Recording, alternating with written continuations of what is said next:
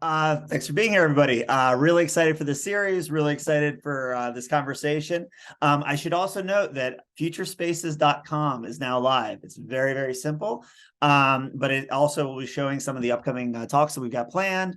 We have folks coming from Gensler and Airbnb and some really interesting people from the NFT world, photography, experience design. Sundar Raman from the Museum of the Future will be joining us next week. And I might also even start doing some actual in-person future spaces, thinking about actually organizing a tour of Meow Wolf's conversion station in Denver during the American Association of Museums conference in a few weeks. So anyway, very, very excited for all the things that are upcoming, but also very, very excited for today's talk. I'm going to welcome David Sheldon Hicks, founder and executive creative director of Territory Studio. So Territory Studio, I became aware of them honestly just by Googling who did these special effects and future UX for Blade Runner 2049, and then I went down the entire rabbit hole of their work.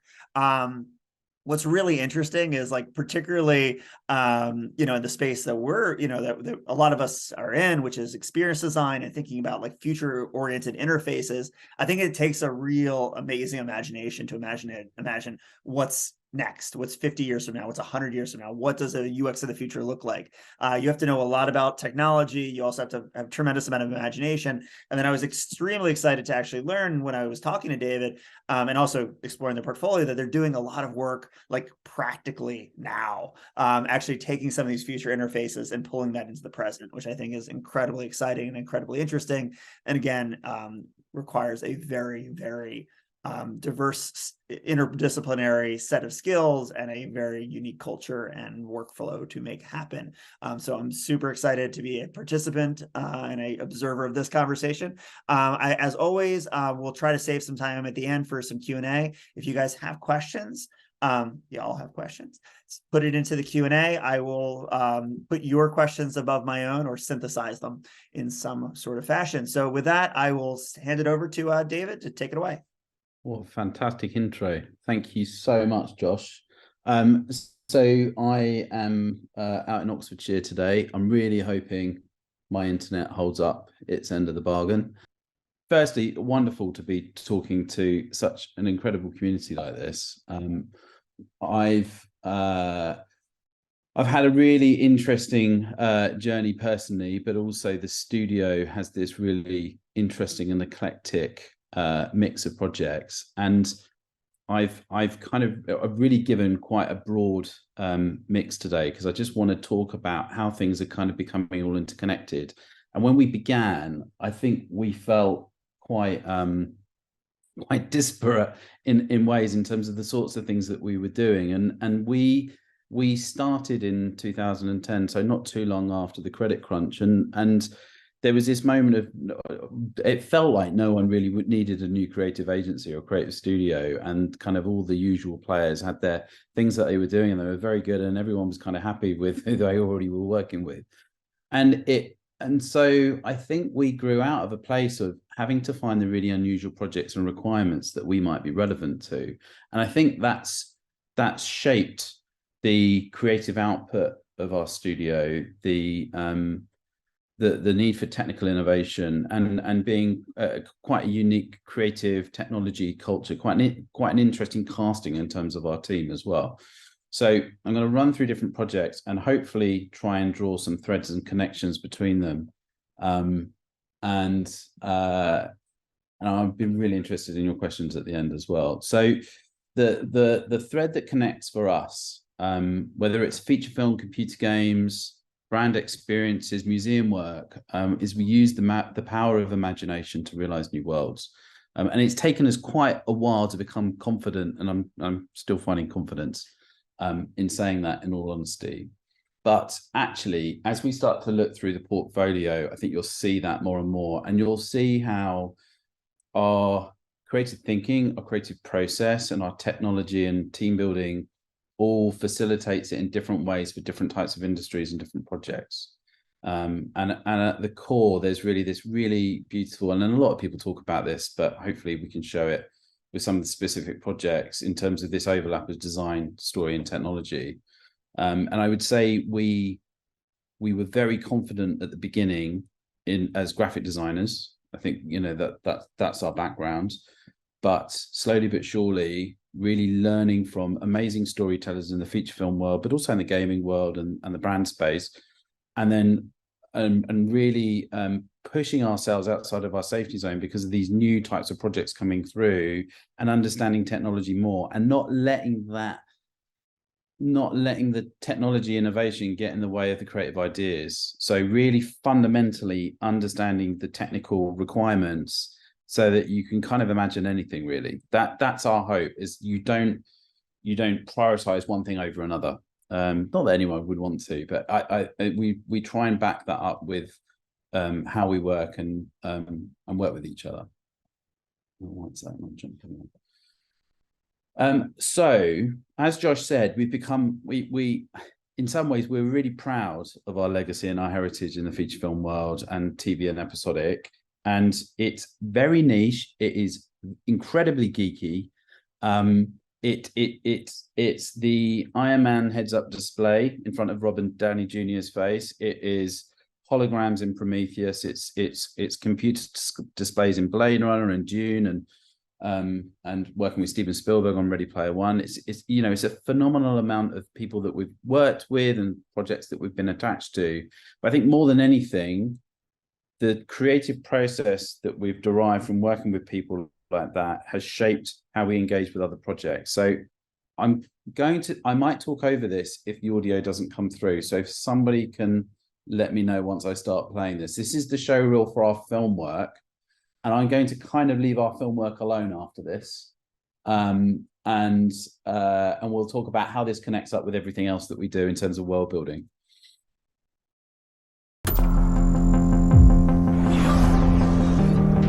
What do you want, Joe? I want to ask you some questions.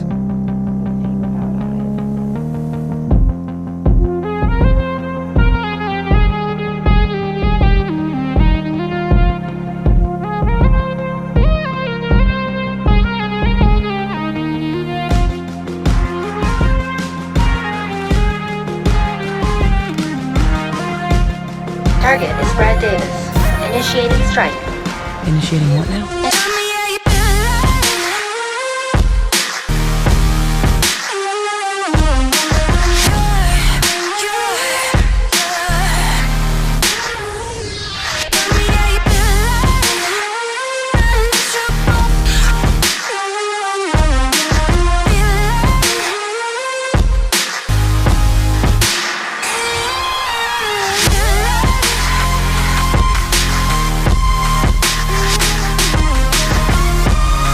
Let the hunt for Halliday's Easter egg begin.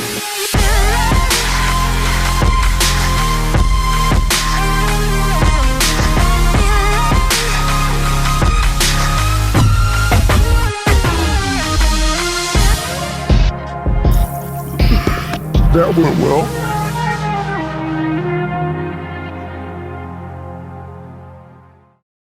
As you can see here, we've had working with Spielberg on Ready Player One, working with lots of different Marvel projects, and like I say, a lot of it is future technologies, future interfaces, screen graphics, mobile phones, and it's using that graphic design to move the story forward in maybe a way that an actor or a big visual effect or something else can't do.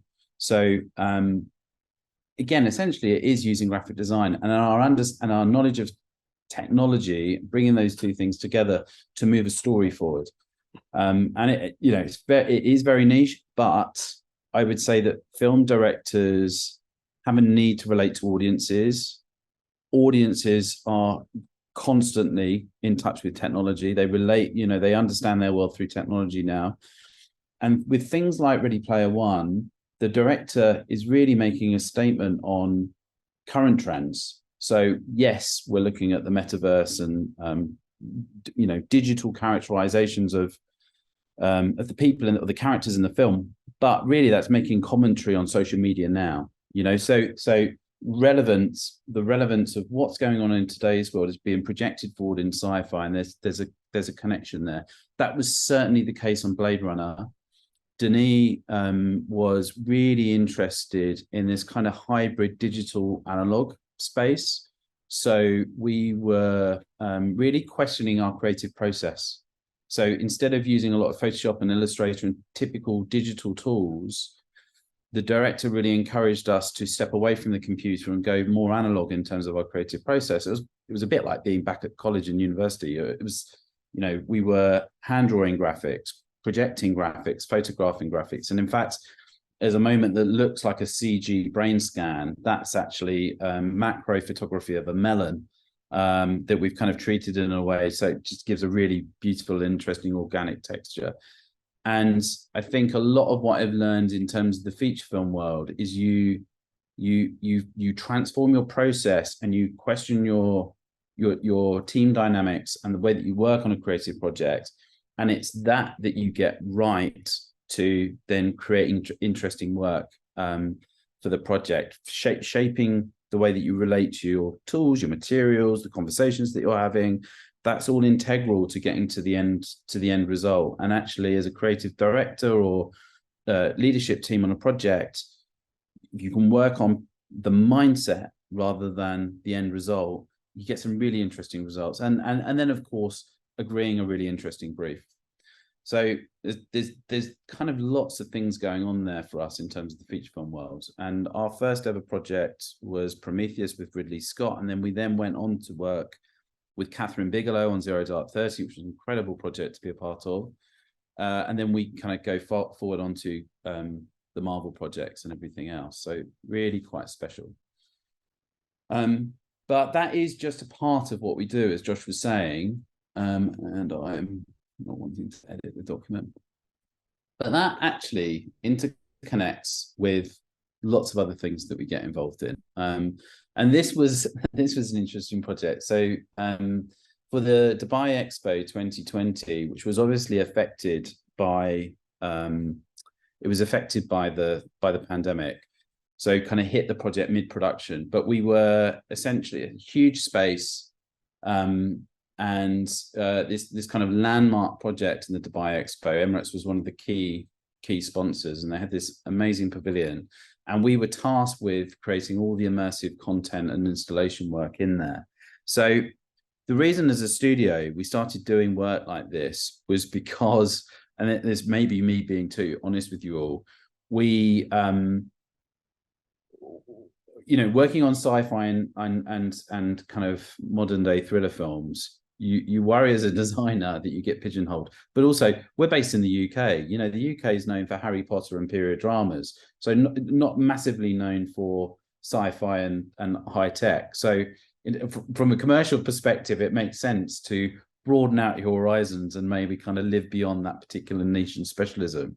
And many years ago, we started to think about how do we take the idea of delivering performance-based graphics live on a feature film set, sometimes in post, but often live in front of the actors. How do we take that as a skill set and then make it more broadly appealing and more relevant to other types of projects and commercial projects and brand projects?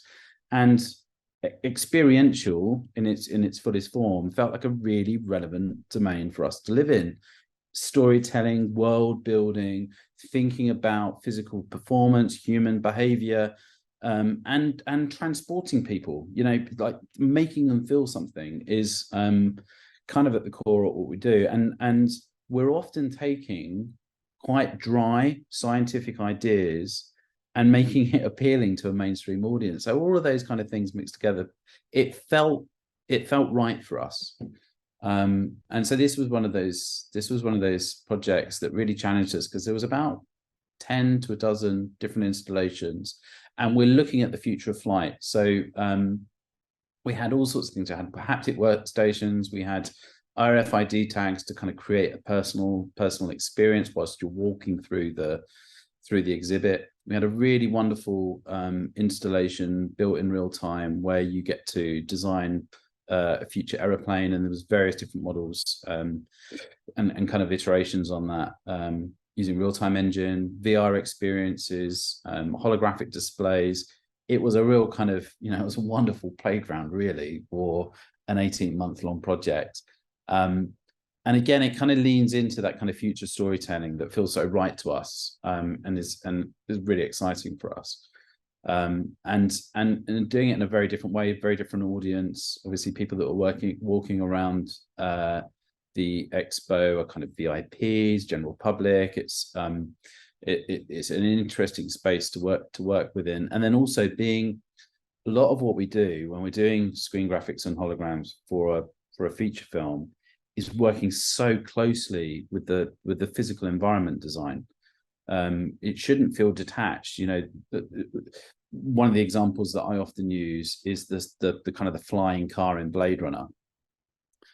Paul Inglis, one of the designers on the film, done some wonderful concept work in terms of the shape and the look, and making the spinner, Ryan Gosling's vehicle, just both connected to the original film, but relevant to modern audiences. So the shape language and the design of it all kind of queuing into avionics and then hybridizing that with a police vehicle. So we really wanted to riff on that. So all of our design work, all of our graphic displays that we designed were always designed into the concepts of the vehicle itself. We're always conscious of the exterior and the interior. And I think a lot of the work that we do in the experiential space as quickly as possible isn't looking at the work in terms of a 2D flat graphic design, but working on that 2D graphic design into an environmental visualization of some description. So that might be rapid prototyping into Unreal or Unity, or just doing a composite into Photoshop to be respectful of the broader canvas, the broader experience. And and I appreciate these are not all new ideas, but it's something that's very relevant to us in terms of the kind of the smoke and mirrors work that we do in feature films. So I've got a show reel for this.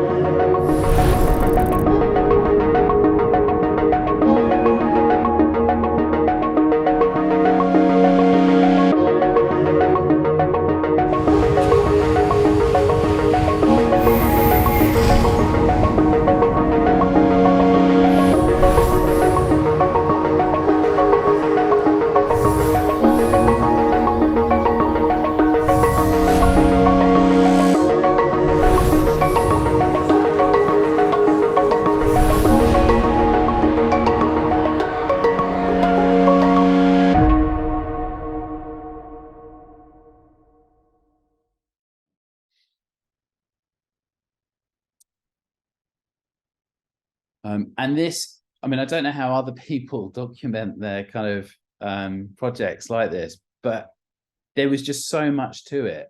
Just finding a format to fully explain how the kind of content kind of joined up within the narrative of it all was really hard, because there was so much to convey. You know, we'd done the overall branding.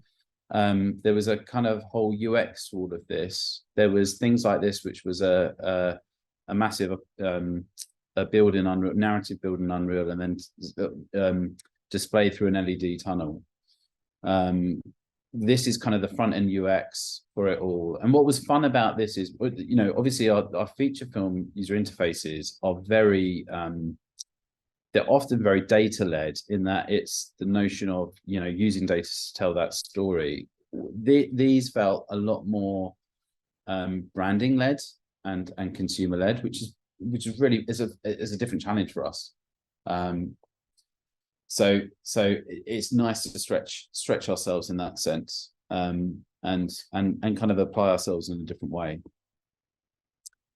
So some ghost LEDs, which were really wonderful to use, and which was quite funny, because often with a Marvel film, we'll be working on transparent displays. So it was really nice to do one for real rather than putting it in post. We were kind of building it out for real, which is really cool. And finding actually a practical application for a transparent display screen. And I think one of the really special things about this project, which we often get with feature films, you know, when we worked on The Martian, we got to work with NASA in terms of understanding their role and how they use data in mission control. And on this project, we got to work with an aviation expert who helped us understand some of the science of future aviation, where it could be headed, and then how we tell that story. So I really love that. I really love getting under the skin of the content, really researching a subject. And as you research and as you immerse yourself as a creative design team in that knowledge, the design just kind of seeps out for me. It you know, through osmosis, I think it just kind of bleeds out in the work in really interesting ways. So yeah, so I'm not sure where it's going to go. So we're running through some of the VR experience at the moment, which was running on an Oculus headset. So like I say, a lot of different technologies, deliverables, and just kind of finding narrative ways for all of that and creative ways for all of that to join up. This particular project was about seeding the future. And again, you know, it was just great to have the time to storyboard out, concept out, build out the assets in a way that kind of really made sense for the expert.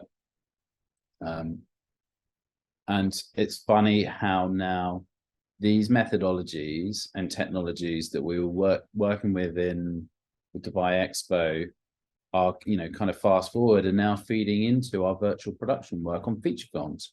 So instead of having green screen and visual effects and putting everything afterwards, we're now shooting things on big LED walls, and the same teams that were working on this are working on those projects, which have, you know, it's just I think it kind of symbolizes the, you know, symbol of the times, really.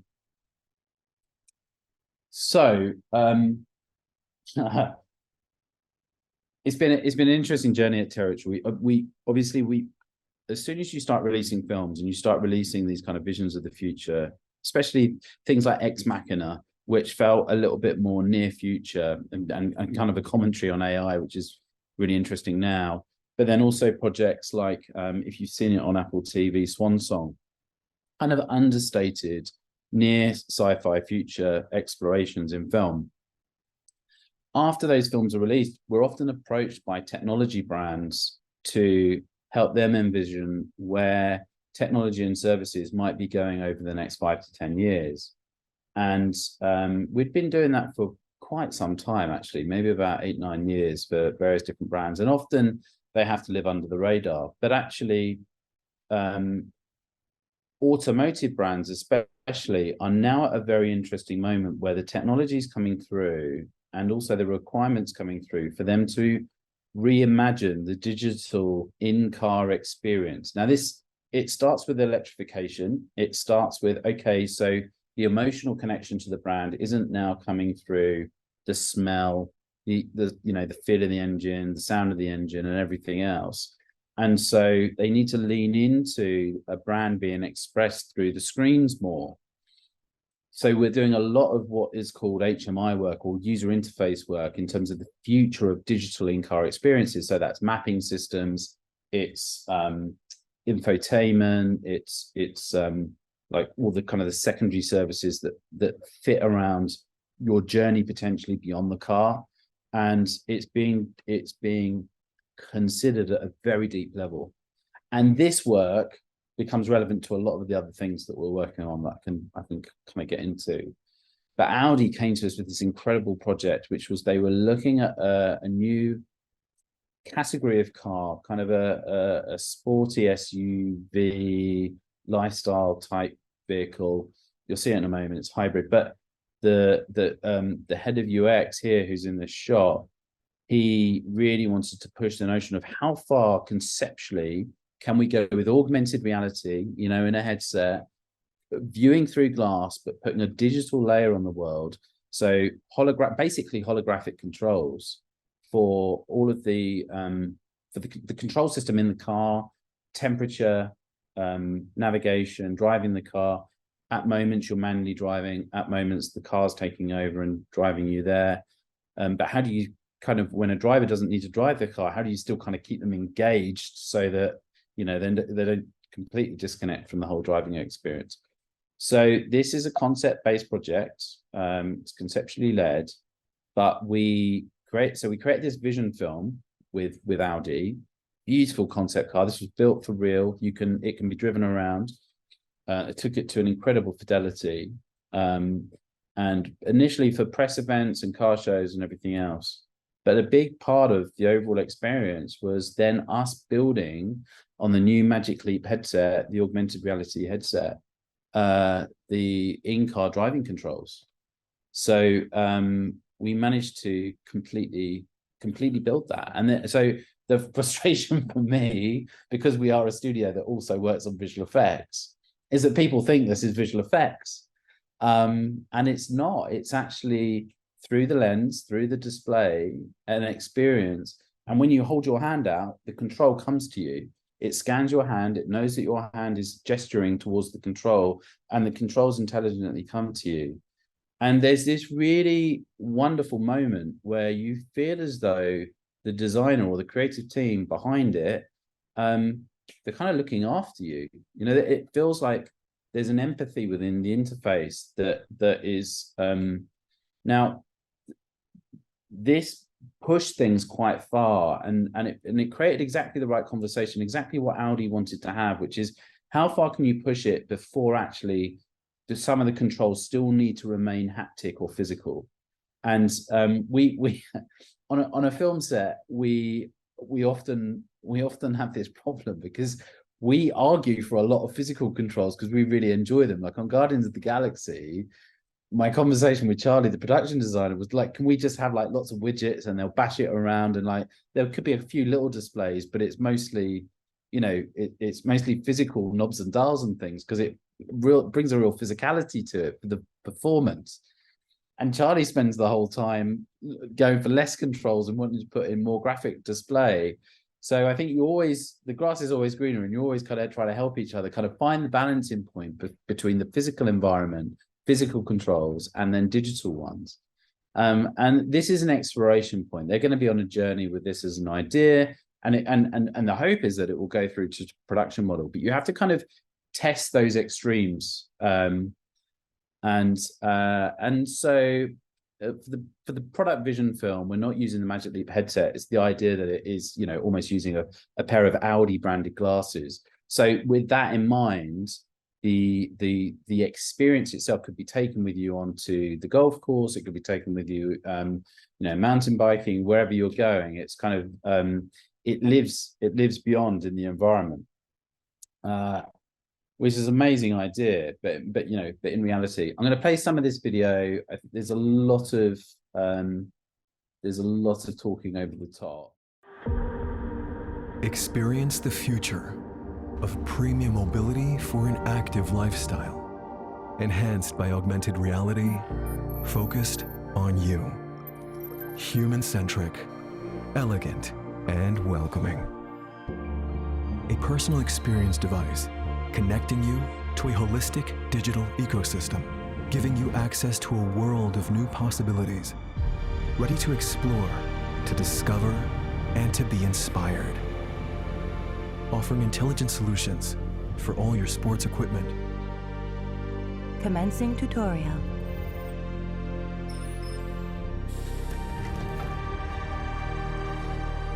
Considerate, practical, and comfortable. Temperature adjusted. A personal living sphere.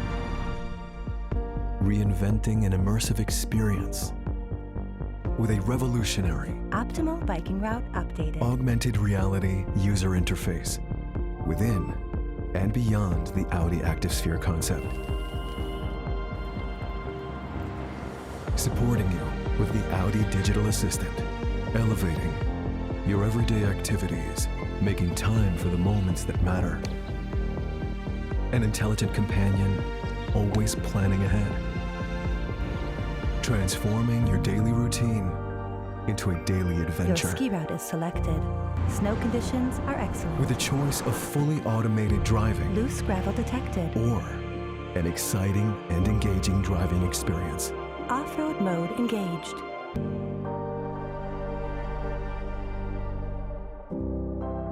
All-road capability, taking you to places you've never been before. The perfect complement to your active lifestyle, Automatic driving is activated. adapting to you. With live health tracking and performance statistics, complete with innovative design features, created to enhance Capturing highlights. your outdoor experiences, taking you to new heights. With special access to the Audi Progress Circle, connecting and communicating. Intelligent Would you like to leave a response? and social. Future is an attitude. The Audi Active Sphere concept.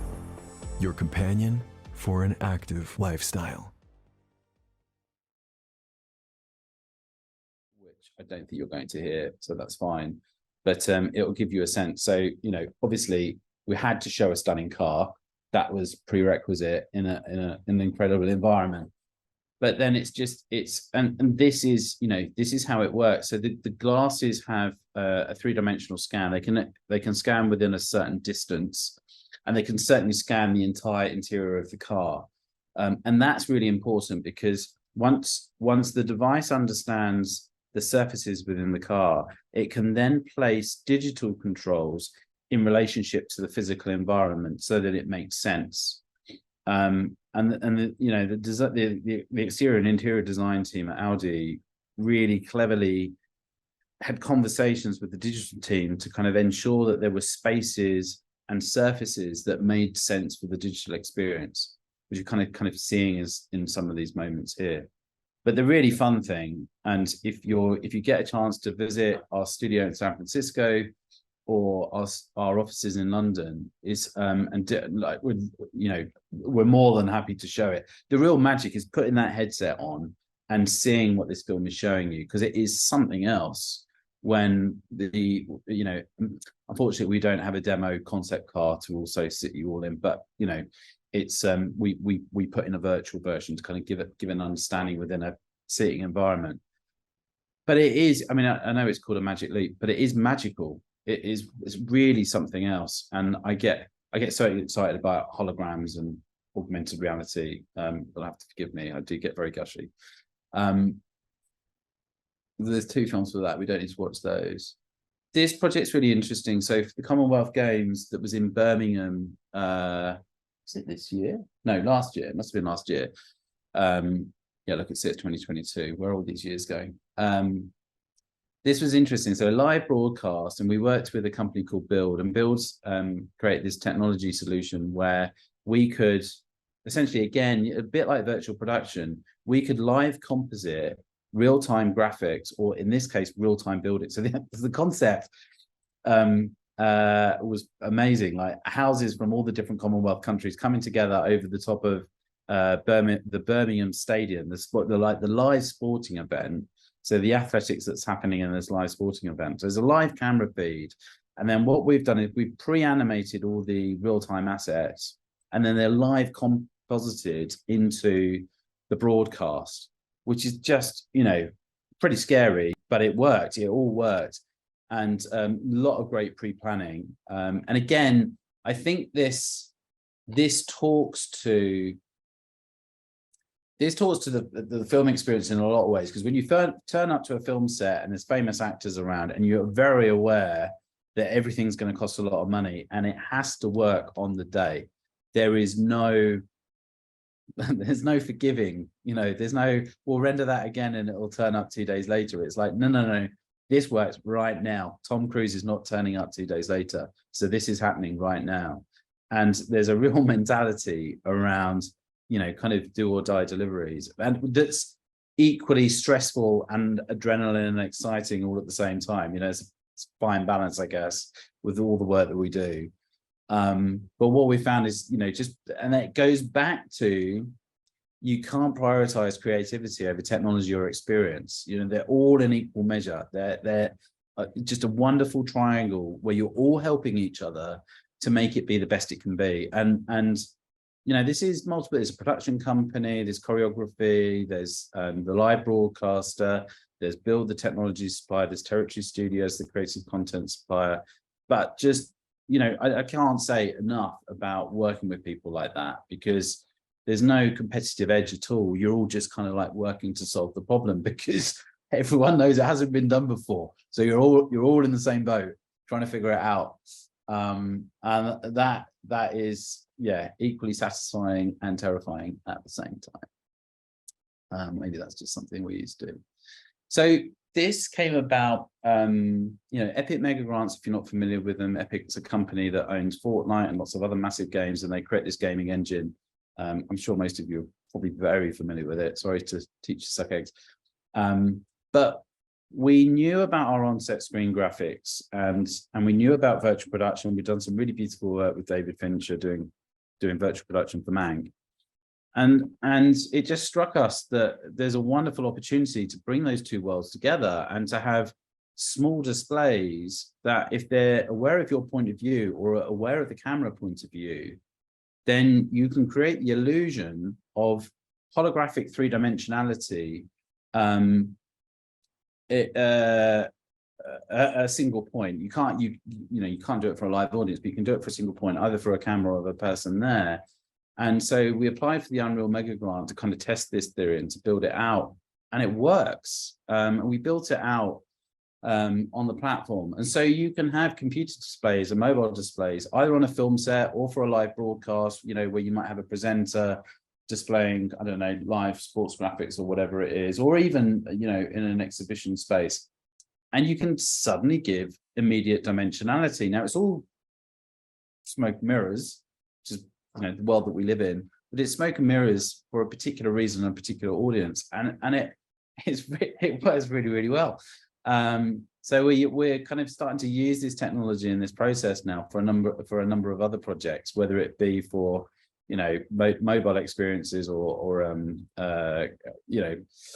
museum displays, and you can just essentially take your normal 2D monitor, it could be an Apple Mac, it could be anything, and suddenly create dimension, which is just really powerful and unexpected.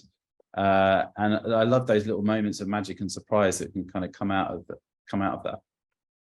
So similar idea, being aware of somebody's position in relationship to content and therefore creating immersion and depth. Again, probably an idea you're all familiar with.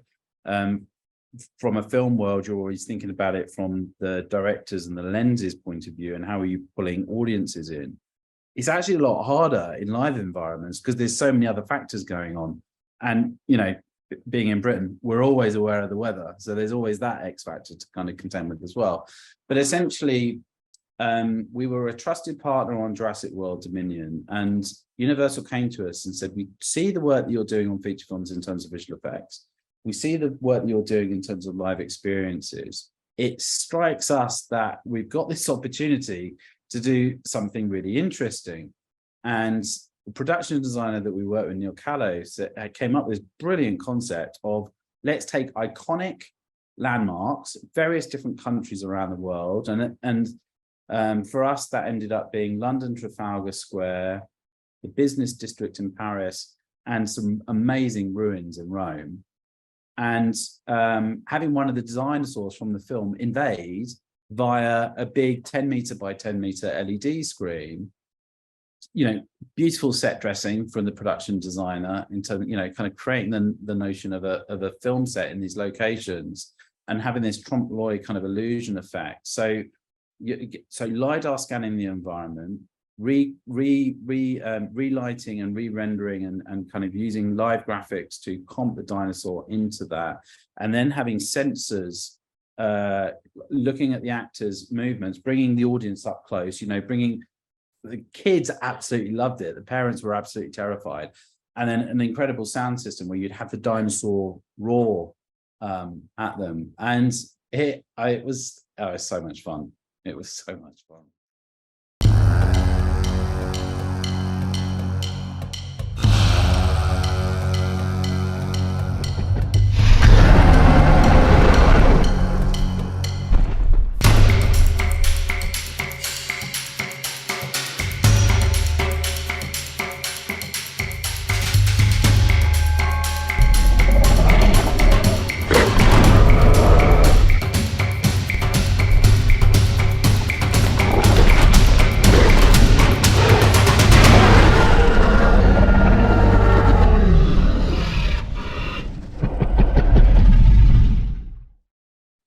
I loved this project, and it was such a shame they could only run it for a few weeks. It was a wonderful cross section of all the different things that we do. And I'm sorry you haven't got sound. We were given the original audio stems, from the film team in terms of the dinosaur roar and the bass. I don't know, somebody really overspec the bass speakers. It really went through you. And we had little moments where a pigeon would go, there you go, and gets eaten, stuff like that, which was really fun. But I went to go and view it on one of the days, and honestly, the kids were just pushing me out of the way. It's like, just hurry up! I need to have a go with the dinosaur, which was just great. What am I doing? Why am I twitching that around? Okay. So this goes to what I think is really interesting, things that we're doing in the museum space, in the experiential space, live more generally, and the theatre of that can be applied to other areas, and we never thought that the future of automotive would be such a big part of what Territory does, but actually live experiences, feature film production, all of these computer games, using computer game engine, menu designs, all suddenly becomes relevant to some very real world problems, which is, the electrification of cars and at some point driverless cars. And so our skill set of digital immersion and digital experiences being super relevant to environmental design becomes increasingly more important. And this wonderful merging of digital creative talents and physical environment creative talents, creating that chemistry is becoming more and more relevant. If we talk about, AR for Audi, but then the work that we did with GM and Cadillac Lyric on this model of car is just finding new opportunities, because it is a paradigm shift in where cars are headed, and therefore the rules can be broken a bit, or there's just brand new rules. And all of the car companies, I know Tesla have got ahead, obviously, but now all of the car companies are really pushing themselves, and they're really throwing themselves into it. I think the design teams especially feel quite liberated and excited by the potential of looking at this, and they understand current consumer behavior and all of the human gestures, human emotions around driving is so embedded in history and legacy and culture is such a massive thing, but there are real opportunities to shift things and change things for the better. And it's a great design problem, but it is part of world building. There's an environmental consideration, and then there's human stories that sit on that require design and creative consideration to really realize that. So this project has, and many others like it,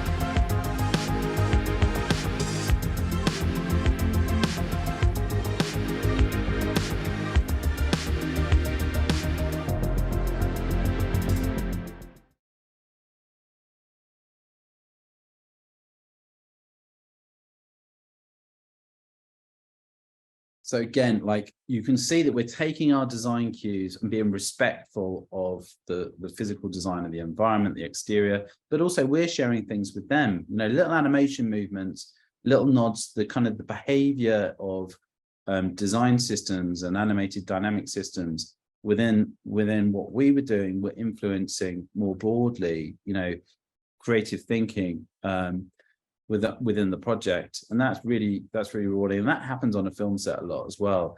When creative teams that are working in one discipline versus another start sharing files and start sharing ideas, you get really wonderful synergies and synchronicity across the project, and you get to better ideas quicker.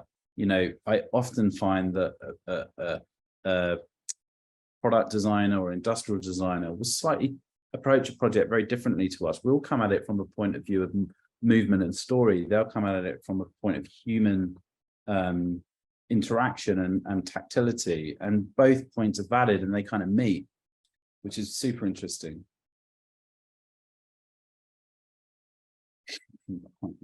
Designing my as it goes along. I might skip through this. So this is a piece for Coca-Cola, Piccadilly Circus. It's one of those, you know, points of view animation, so rendered to a particular sweet spot. Actually, this doesn't take very long. You'll kind of get the idea. The reason this is interesting is because we used metahumans in Unreal to design the character. So again, just over a year old, maybe a bit longer. And they were really kind of interested in the whole kind of social media aesthetic, and just being one of the first to kind of do a really big campaign on this format, this sweet spot.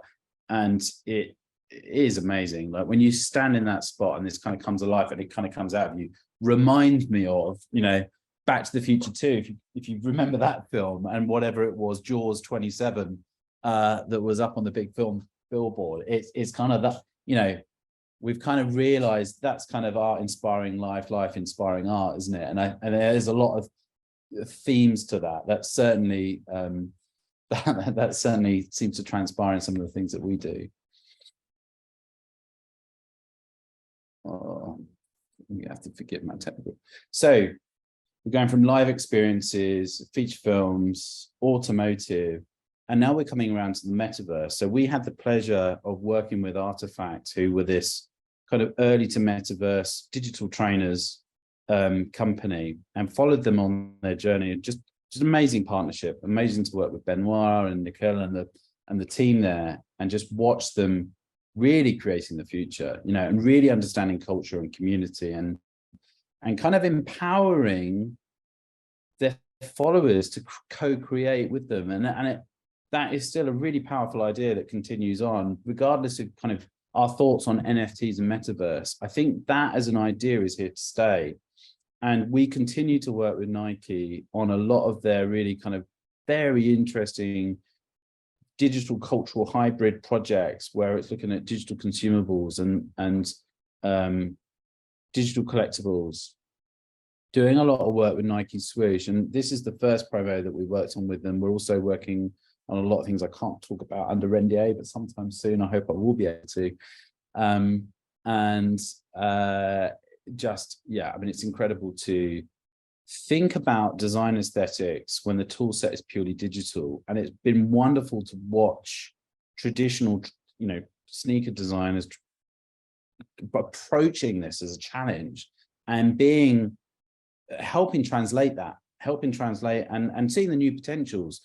Paradigm shift and how creatives now engage with new technology is really powerful and exciting. But how do you then maintain the existing cultural, brand legacy that's in there is really hard. You know, getting that balance is super hard, especially when particular trainers are so important to people. Like when we released the Air Force, well, the OF1 dot swoosh campaign this week, you know, they're so important to people and their memories. So it's Nike's wonderful job of really treading that balancing act and working with people like us to and it feels similar to the Blade Runner project. You know, Blade Runner 2049, we were trying to find a way of being true to the original IP, but making it relevant to a new audience. And I think brands have that same challenge, and us as kind of within our creative space have a real opportunity to do some really exciting things with that.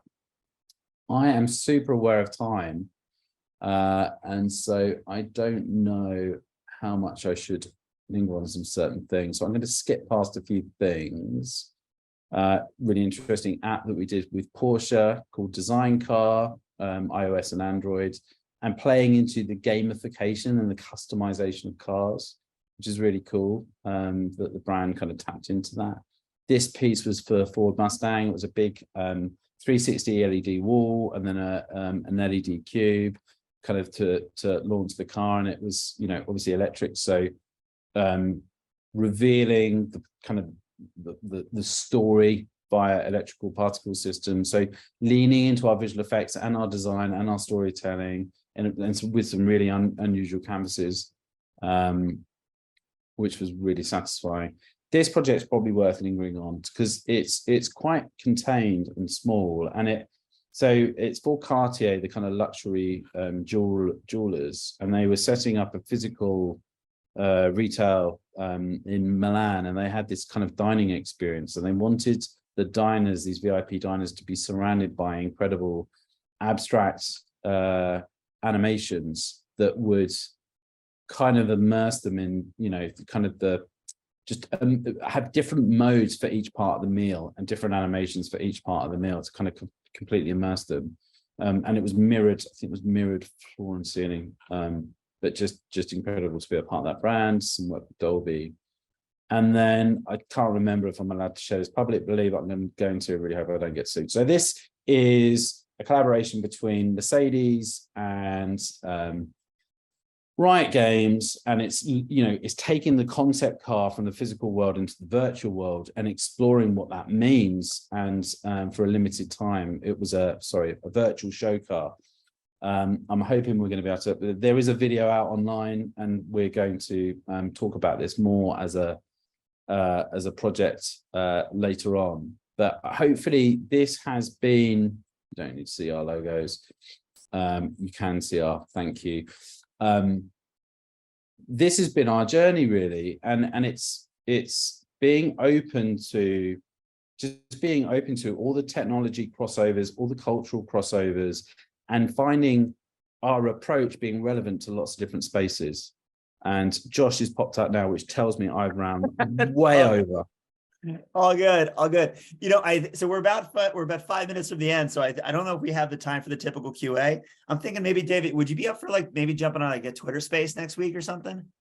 Yeah, definitely. Let's do it. All right, we'll move the QA over there. I'll let everybody know when that's happening, because I have honestly so many questions, and there's so many threads I think that are worth kind of pulling out. I mean, I think what's really notable is it's I think there's something very difficult about trying to predict what's going to be 50 years in the future, and it requires really understanding what's happening in the technology of the present. And I know there's also so much crazy stuff happening right now with, AI and metahumans and the metaverse and all that stuff. So like maybe we can quickly kind of get your hot take about that sort of like, AI, generative, all those things, because I'm sure that's affecting your work and how you're thinking about the future.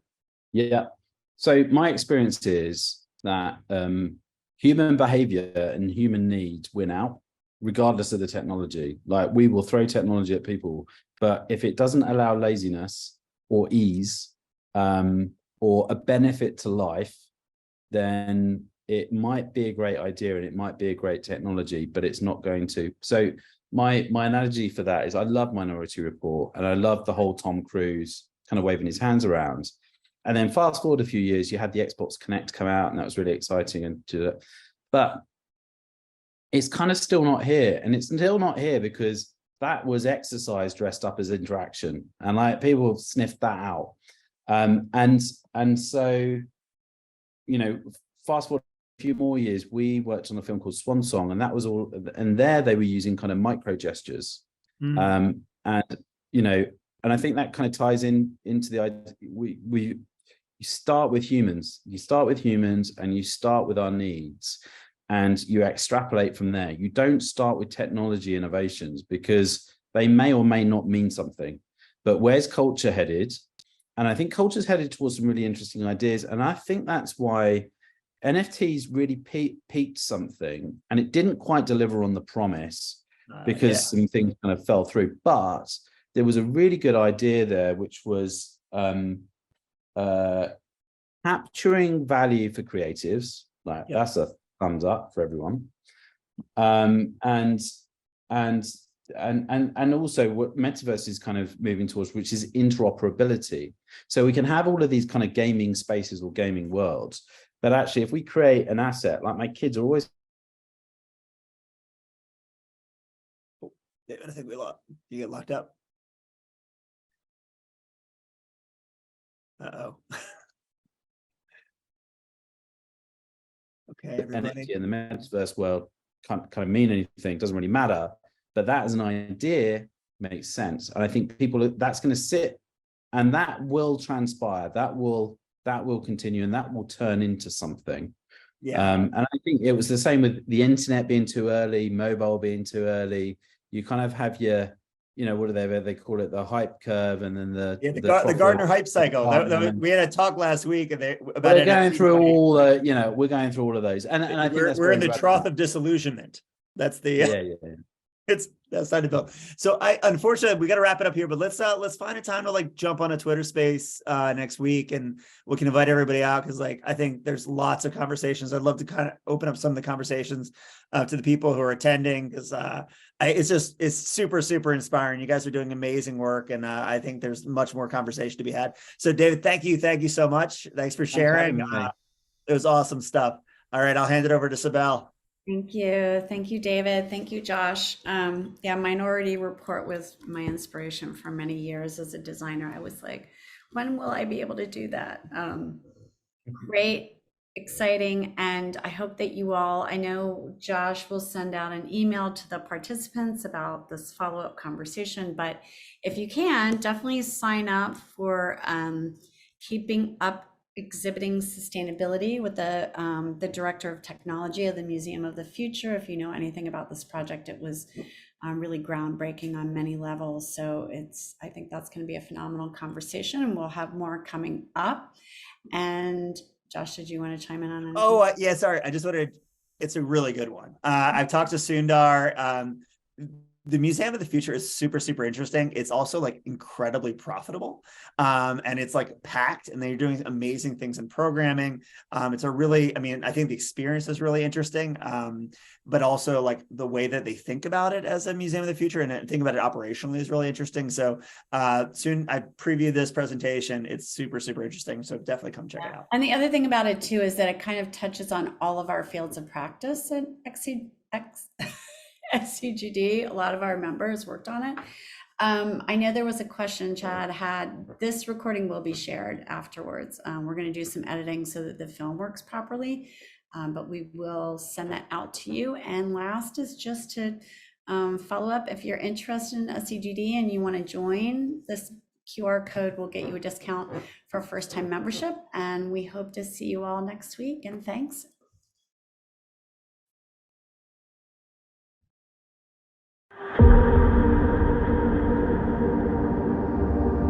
Loading tutorial.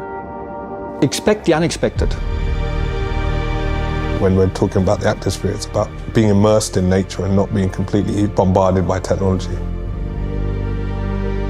We are trying to have as many windows as possible.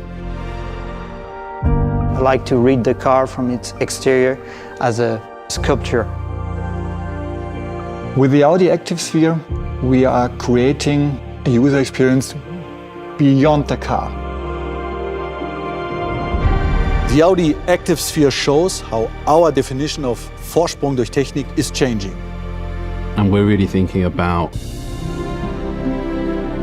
a utopian rather than a dystopian future. You have an interface now, but it's transient, it can move, it doesn't need to be locked anymore.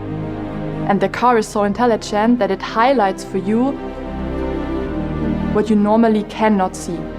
As long as the content is a mountain. Yes. The beginning of a project is a use case and the customer. We will have bikes, we will have ski, we will have... No screens. You know, we went beyond displays.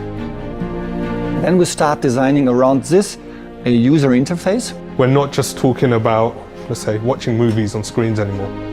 So for us, a designer, that was great because we didn't have to deal with those huge squares. And then we start designing the interior. You can bring the dashboard in a horizontal way away, and you have a huge space in the car. And finally, an exterior. And that's exactly the opposite of the past. But let's say it's a great morning, and there's a beautiful road running up the side of the mountain. Well, switch this gear selector to drive. And the hero moment is the hands on the steering wheel, and that would, everything collapses and grows into tow texture. And the technology's there. The technology supports me. The car lifts on its suspension and offers a higher ground clearance. And as soon as we do that, Quattro Vision comes into play. And the whole interior reconfigures itself into a driver's cockpit. This will go higher because I don't see the road. But on the other side, the whole UI will shift. And that gives us the ability to see the unseen. This means that you show intelligent UI overlaid to the environment. And that's what augmented allows you to have that information without looking down, look up, it's around you. Bite of the future is going to be the smart glasses. Mobility solutions, the surrounding infrastructure, in-car experience. Everything that our customers can experience. That's where we show our DNA. See if this is cool then. You see this line that's going along the top? Put your hand at that height and you should see it go great. This one. So much of what Territory does is imagining future narratives, whether that be in Hollywood, computer games. We all watch these movies and it sets the expectations of this is where we're going. I basically make beautiful things with computers, I guess. We've been scanning it by hand. As you can see, I'm sort of eyeballing it. We use anchor points, we use inbuilt tracking capabilities. And we've essentially been checking, does the car stay where it's supposed to be? So, and then we go beyond the car, as I said, and it would be nice to take this light and take it with you if you go biking. The visual effect to say hello or goodbye is beautiful, and then combining it with sound, also outside, something we should do in general, right? In the future, we are not just building vehicles, we are building experience spaces. And the Active Sphere shows just that. Also, we have these, let's say, different zones. So from here, you'll have your climate dial on the left. Then we have a zone in the center. The drive mode shifter. Shifting between on and off-road. And then the media Rolodex. So it's like analog feel of, you'd go through your LP collection where you can flick through. You can flick through and it could be, and you can pull one out. It has to be clear, it has to be responsive. Like to your point about the fighter jet, you know, that's telling you everything you need to know about the plane, but also less is more, making sure we don't overcomplicate things. Anything that's on screen is there for a reason. Giving the driver the trust that the car knows what it's doing and it knows what it sees. It's really important, so where things sit in your field of view. The active sphere celebrates the reconnection with the great outdoors, the passion for extreme sports, the quest of adventure. It celebrates the escape. That's the lifestyle I like. And that's why the Audi Active Sphere is a perfect companion. The Active Sphere concept represents a whole new category for Audi. The Audi Active Sportback. The exterior has two distinct layers. That means the lower layer is a rugged SUV, real hardcore rugged SUV. We're squeezing the section of the body just to create a little bit more, you know, extra stance, you know. And then we add the second layer. Above it, we have this very sleek and elegant cabin, which is almost like appearing like floating. So the real surprise happens here on the rear. The way the rear opens up completely and creates some sort of a pickup. And then you can carry your mountain bikes, for example, in the most aesthetic way. We have also what we call the on-demand roof rack. Unvisible, integrated in the roof of this vehicle. Und die Ski stehen da drüber. But hey, come, I want to show you something you love. So we wanted to keep the single frame because it's still a visual identity for the brand. This time we made it transparent. This is the best view. Okay. Is that good? When you go uphill, you know, and you want to look back down, you know, you have the view through it. And it gives like this really close to nature feeling, you know. The exterior color came from a picture that our color and trip department found. It was a beautiful picture of ice that was kind of black. Cold lake when nothing is there. And they were on the background, they were this mountain illuminated by the setting sun. So the theme is fire and ice. This orange magma lava color. The effect is cool already. Yeah. Never seen something like this because usually you see it's not soft enough the connection or there is still a line. No, it's not. It's perfect. It's perfect melting from one color to the other. They're all technologies that haven't found their true voice yet, but there are going to be moments coming very soon where these technologies make perfect sense for transportation and the movement of people. Can you close the door? And can you open the roll-up door and let me go? I love the combination of a rugged body with a sleek coupe design. Das wäre mein Auto. This would be my car.